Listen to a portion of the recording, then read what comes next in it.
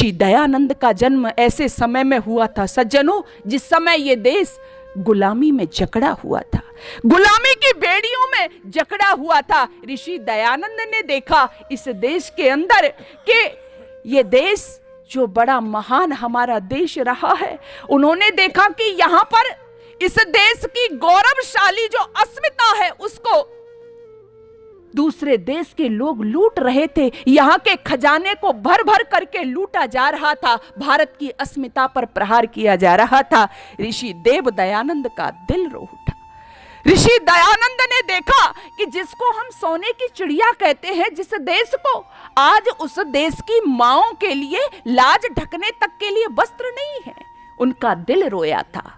आप उनकी जीवनी उठा करके पढ़ना, उनके जीवन में कितने ऐसे क्षण आए। अभी भाई गा रहे थे, किसी ने पत्थर मारे, किसी ने कंकर मारे, किसी ने जहर पिलाया, किसी ने विषधर डाले, कभी अलकनंदा पहुंच गए, कभी वन कंदराओं में भटकते रहे, लेकिन कभी भी जीवन में रोए नहीं। लेकिन जब पढ़ते हैं उनकी जीवनी, नहीं रोए। हाँ, रोए थे एक बार। कब रोए थे? एक माँ की दशा को देख करके रोए थे, एक माँ की दुर्दशा को देख करके रोए थे। जब देखा स्वामी जी महाराज अपने लिए जी सकते थे। जीवन परिचय पढ़ो, 18 घंटे की समाधि लगाने के अभ्यस्त हो चुके थे, बहुत बड़ी योग साधना थी उनकी। लेकिन जब देखा कि एक माँ कुछ लेकर के आई है, और लेकर के आई है गंगा जी में, और गंगा जी में बहा करके जो कफन के रूप में उड़ा करके लाई थी उसको हटा रही है वो माँ। समाधि टूटी, नेत्र खुले, पूछ लिया, माँ ये तुम क्या कर रही हो?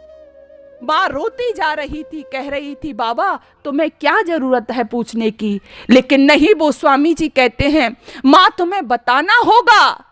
इस दुनिया में आपने देखा होगा, अगर कोई मरे हुए से कफन भी वापस ले ले, शायद ऐसा नहीं देखा, लेकिन तुम कफन वापस कर रही हो, क्या है ये, किसको बहाया है? वो माँ रोने लगी। माँ कहती है हाथ जोड़ करके, बाबा तुम पूछना चाहते हो कि ये मैं क्या लेकर के आई हूं, क्यों कफन उतार लिया? बाबा मेरा इकलौता बेटा, मेरे जीने की जो आस था वो दम तोड़ चुका है, और उसको मैं गंगा के सानिध्य में लेकर के आई हूं, और ये कफन मैंने क्यों उतार लिया तुम ये पूछना चाहते हो?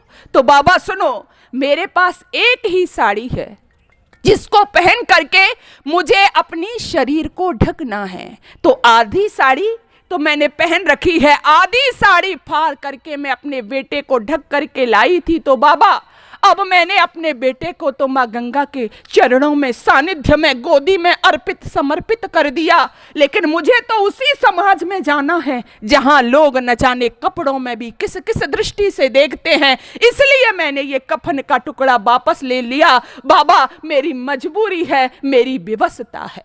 इस दृश्य को देख करके रोया था गुरुदेव।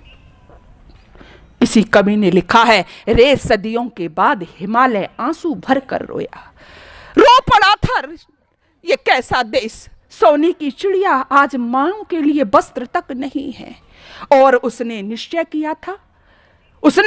किया था कि ये व्यवस्था को मैं बदलूंगा। इसलिए वो अनोखा था सब में,